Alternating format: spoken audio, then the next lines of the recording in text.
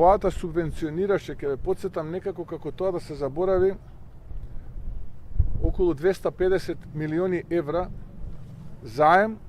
во услови на најголемата криза за стопанството, за да можат работниците да ги сочуваат своите работни места. Во екот на најголемата криза. И кога на тие 250 милиони евра ќе се додадат уште толку од комерцијалните банки, се доведовме во состојба да сме држава со најниска каматна стапка, која што стопанството ја користи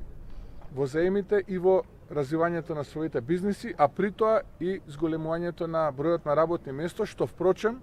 го потврдува и Државниот завод за статистика, кој што недвосмислено кажа дека во последните година дена бројот на вработени е зголемен за повеќе од 15.000, а бројот на невработени е намален за повеќе од 10.000. Така што ние ќе продолжиме како влада да градиме и добри односи, партнерски односи со оние институции кои што практично се наши колеги. Тука се колективните договори во здравството, колективните договори во образованието, колективните договори во администрацијата,